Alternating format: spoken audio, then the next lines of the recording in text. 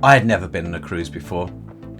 I found the process of booking and then sailing on a cruise, frankly, baffling. And this was despite having watched some videos and talked to people who'd done it before.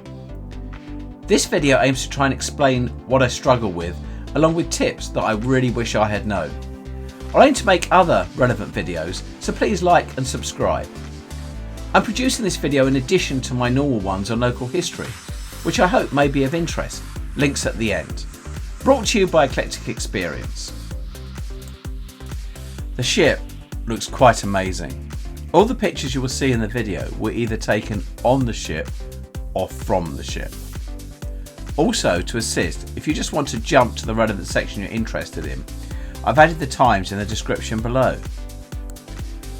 This video will cover arrival and boarding, room access and luggage, 4G and Wi-Fi, the celebrity app, food and drink, which to be frank was the most confusing, including how the dining works, how drinks work, including drinking water, drinks packages, tea and coffee, as well as vegetarian and vegan meals.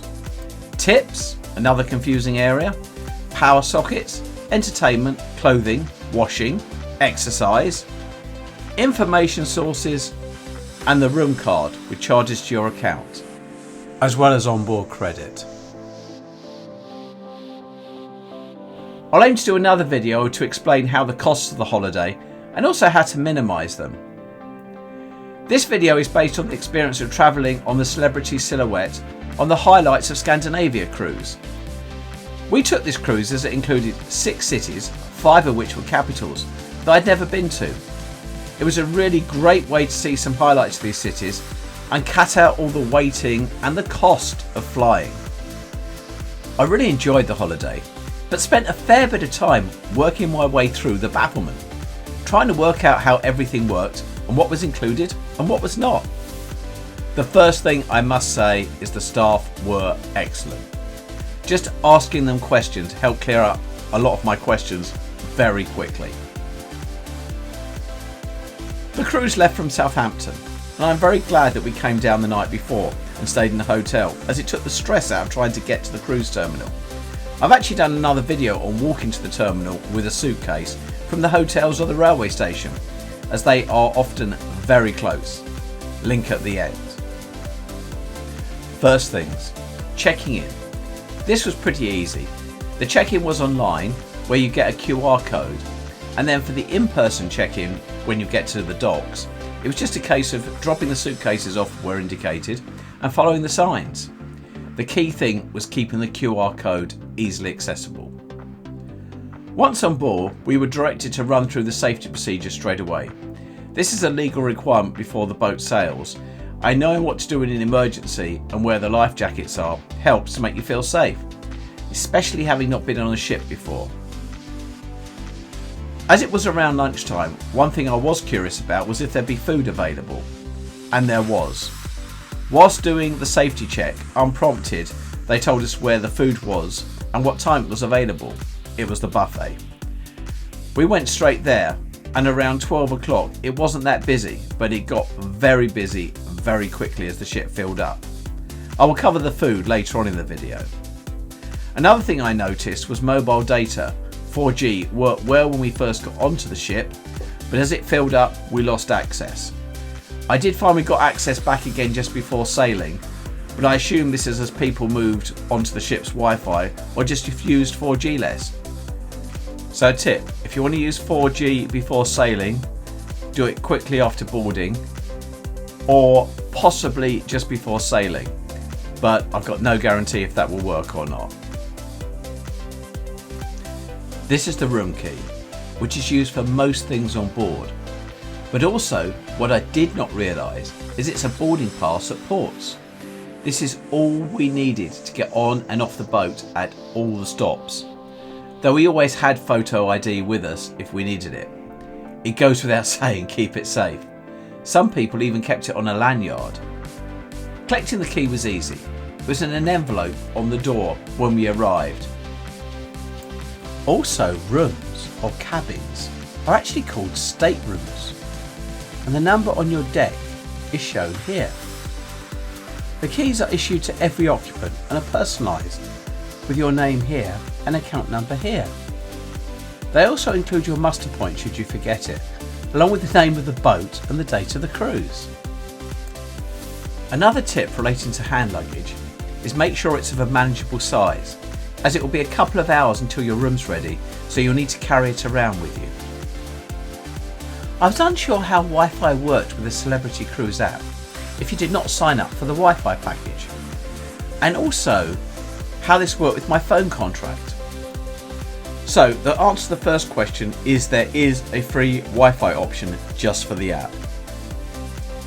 Before I went on the cruise, I did check my mobile phone contract to see what it said about roaming and the destinations the cruise was visiting. On this trip, all the countries were covered by roaming. I did not want to pick up any additional charges whilst at sea, so I put my phone on aeroplane mode whilst on the ship. To log into the app whilst on board, I then manually logged into the ship Wi-Fi, the free version, and then ran the Celebrity app from there. When in port, I turned off aeroplane mode and picked up any messages. I actually quite liked not being online whilst on the sea days. However, there's always the option to pay for Wi-Fi whilst on board if you want to. The free Wi-Fi is pretty much limited to the Celebrity app, but occasionally it did get updates and notifications, which was a little annoying, as then you couldn't actually log on to anything from them.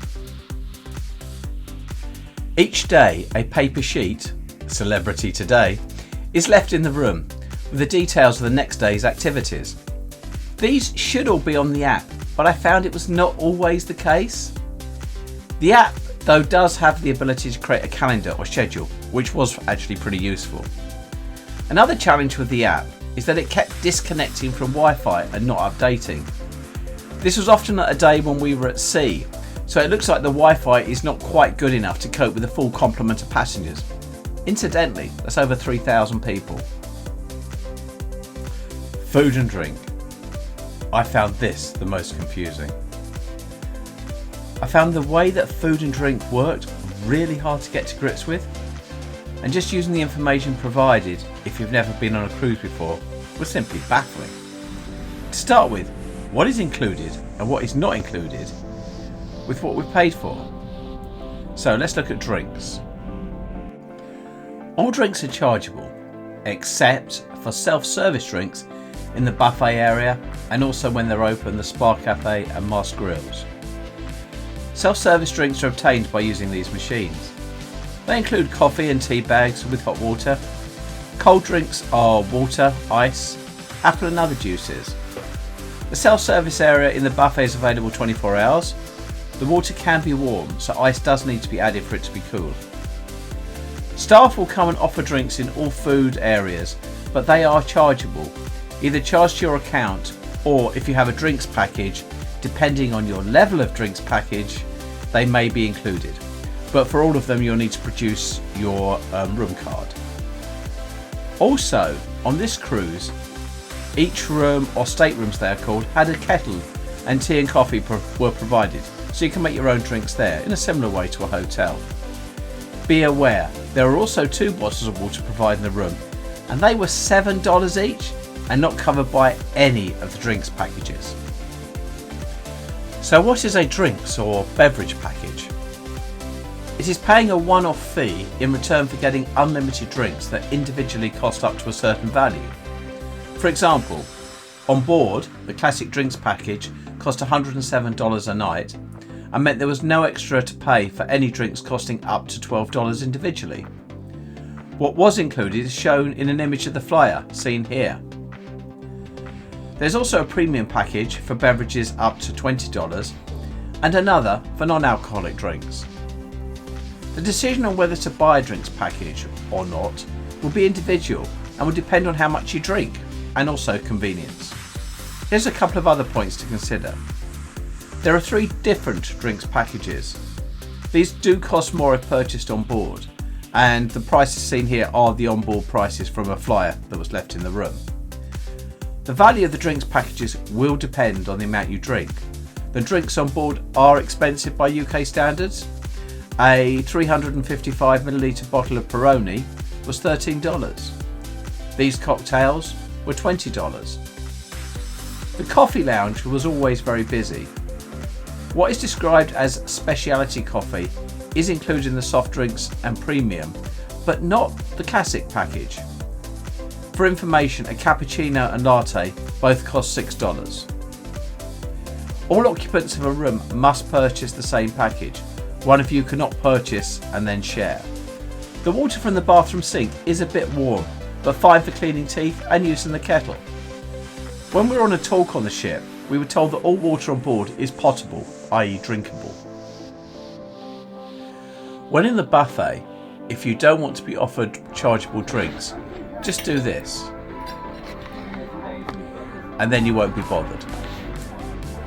Food. The cost of the cruise includes food for the entire duration. The question is, where can you eat the included food and how does it work? As well as the included dining areas, there are also what is known as specialty dining, where you can pay extra for a specialty meal. The app should be of use here, but I found it frustrating as it was not clear what was included and what was not. Generally it will say if there is a charge, but only after you've actually clicked on the restaurant. The buffet is where you can help yourself. It's called the Ocean View Cafe. This is huge. There is a very large amount of food available, and I found it to be of a really good quality. This is the sign outside showing what is available. The buffet does get very busy at lunchtime, but they do change the food over from breakfast mid-morning, but it seems there's always something available. As with everywhere on the boat, the staff are incredibly friendly and helpful. Not surprisingly, the seats by the windows fill up the fastest. You can help yourself to coffee, teas, water and juices, but staff will come round to take orders for chargeable drinks. If the weather is nice, you can also sit outside. The other outlets with food that is included in the cost are the Spa Cafe, which has limited opening hours and healthy food. It is open for breakfast and lunch and then closes. It does have a self-serve drinks area next to it, which is available when it's staffed. The other place with included food is the Lunchtime Mars Grill that does burgers and also has a drinks machine for water, tea, coffee, etc. The Cafe Al Bacchio, which is the coffee shop, always seems very busy. It has pastries in the morning and then cakes in the afternoon. It is quite possible to order cakes and no coffee, and you can get them either on a plate or, quite usefully, in a bag. The cakes and biscuits are included, but premium coffee has to be purchased if you don't have a drinks package. Main dining areas. How the main dining areas work is confusing if you've not been on a cruise before. And different travellers were telling me different things, so I asked. As a note, the buffet is so good that you could eat all meals there. However, the vast majority of passengers make use of the main dining halls. It's all part of the experience, and if you have any dietary requirements, it is a lot easier to address them with a waiter. Going back to how the main dining works. This is my understanding. There are two main dining areas, one on level 3 called the Grand Cuvée Select Dining and one on level 4 called the Grand Cuvée Celebrity Select Dining. When checking in before the cruise, you select what dining you wish, early sitting, late sitting or any time. Late sitting is more popular than early. The level 3 dining area does 2 sitting times, at set times. The level 4 dining area does any time between 12 and 1:30 and 5:30 and 9. You don't make a reservation for this, you just turn up. There may or may not be a queue. There are 2 entrances, one on each side of the boat. We found we were nearly always seated in the same area. When it is busy, you are likely to get seated more quickly if you're happy to share a table. A really confusing point is if you follow a special diet, such as vegetarian or vegan, these items are not on the main menu. You have to ask the waiter for the particular menu, such as the vegan one or the vegetarian one. Another thing I was not sure was how drinks work. You actually get ice water provided free with the meal, and this is constantly topped up. The drinks waiter will ask you if you want anything else, and this is chargeable depending on which drinks package you have or not. But there is no hard sell. If you're happy with water, that's fine. One tip is that, as at most restaurants, it's cheaper to buy a bottle than a glass of wine. But here there is no need to drink it all at one meal. The waiter is more than happy, if you ask, to take it away and then bring it out at your following meal. In addition to the main restaurants, there are several speciality restaurants where you pay an additional sum for the speciality meal. However, I found the included food to be generally of a really high standard. Entertainment. There are shows in the main theatre every night at 7 and 9:30. The entertainment is high quality and includes everything from acrobats to comedians, singers and dancers, and piano players. I thought it might be necessary to book. It isn't, however. You just turn up. First come, first served. Certainly in the earlier sitting, you'll always get a seat, and in the later one, it probably is best to just turn up a little bit early. Also scattered around the boat, in bars and the atrium, are musicians playing 45-minute sets. They are all good and all worth listening to. There are also talks, a casino, and quizzes, to name just a few things to do. Exercise. Given all the food on offer, it is very easy to put on weight. I was told it is not unusual to put on half a pound a day. Judging by my own expanding waistline, that could well be true. It is, however, quite possible to burn it off. Right at the top of the ship there is a running track. It's seen here in the rain. There is also a gym and there are lots of stairs. There are two main staircases, approximately 1/3 and 2/3 away along the ship. Using the admittedly very inaccurate steps guide on my phone, doing a circuit on the ship, level 14 to level 4, along, then up the other staircase, then along the top deck, and down, was approximately just under half a mile. So, if you're up to it and see a staircase as an opportunity, then using them to go up and down around the ship really helps you stay fit and justify the extra dessert. Lifts. Next to the stairs, there is a bank of lifts at each end, and there are also two banks of glass elevators, seen here in the atrium. The glass gives a great view of the atrium, including the bizarre live tree suspended in the middle, as well as the library and other spaces. This is a stateroom or cabin with a balcony. We can see the general view of the room with a tea and coffee and television. Then we move to the wardrobe, which had more than enough space for two of us. Comfortable sofa. There we can see the unit with the drawers and television above it. For an idea, this is what the size of a drawer was like. It was good. This is the safe, which was easy to use, and the minibar, which we did not use.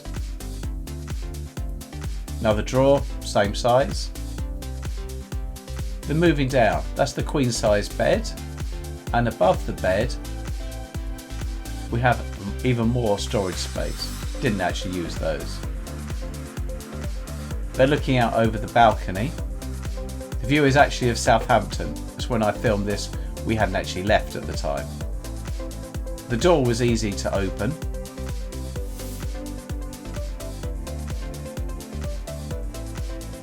And it was good to get a good view whilst we were sailing along.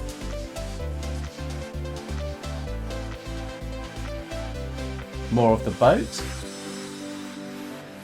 Then looking back round, the furniture was nice and comfortable. And that's an overview of the room, quite spacious. This was the bathroom, the entrance just by the door. Again, pretty spacious. Good sized shower.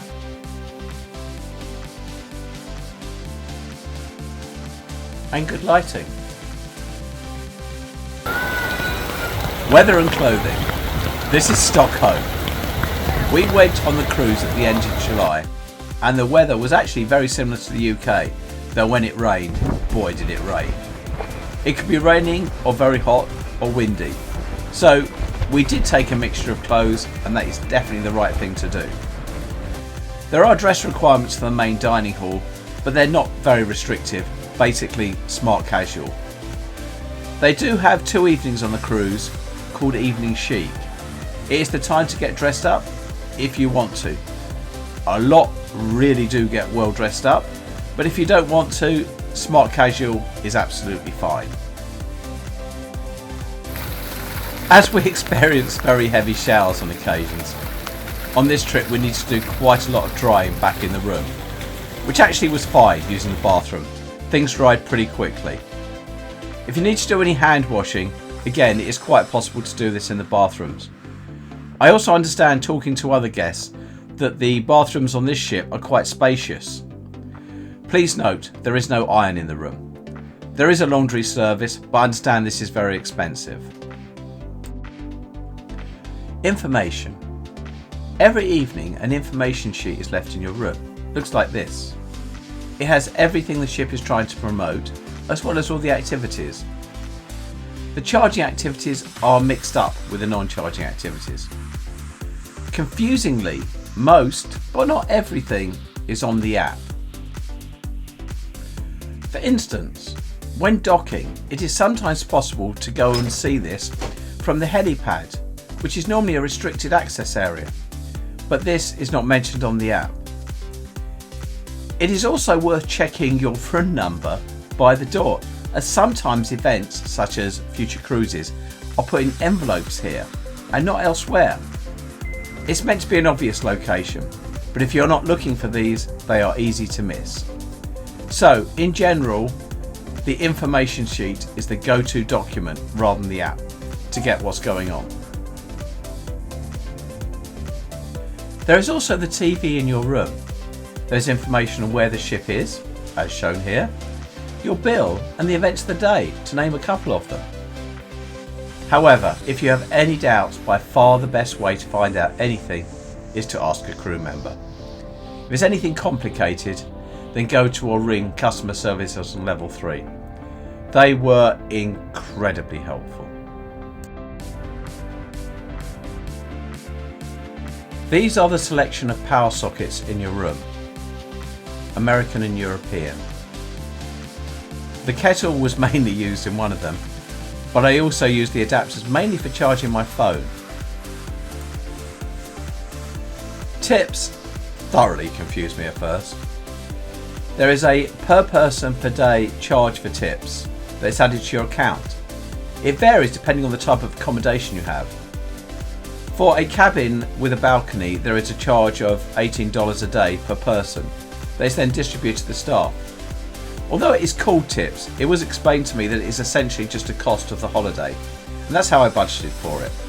It is shown on your room statement and collected from your payment card at the end. The room card or key card for your room serves many purposes. As well as opening your room door, it is also the pass used when entering and exiting the boat at ports. It's also used to charge anything you buy to your account. A point to note, when you do charge something to your account and you hand over your key card, you'll be asked to sign for it. Be careful. The charge already includes a 20% tip. There is an extra line on the slip, so you can add a further tip on top of this should you want to. Onboard spend credit. This was interesting. As an incentive for buying the cruise, Celebrity credited our account with what they called onboard spend. It's basically money that can only be spent on board. I really struggled to find out what you were actually allowed to spend it on, but it seemed it was absolutely anything you could credit to your account, with the exception of some gambling. This means that it could actually be used to cover anything from drinks purchased, not covered by drinks packages, to the daily tip charge.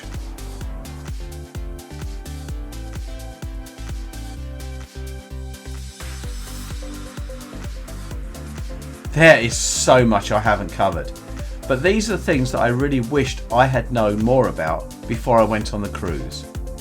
I really enjoyed this cruise and will almost certainly go on another one. I'll make a few other videos about my experiences and key tips from them, so please like and subscribe. Thank you for watching Eclectic Experience.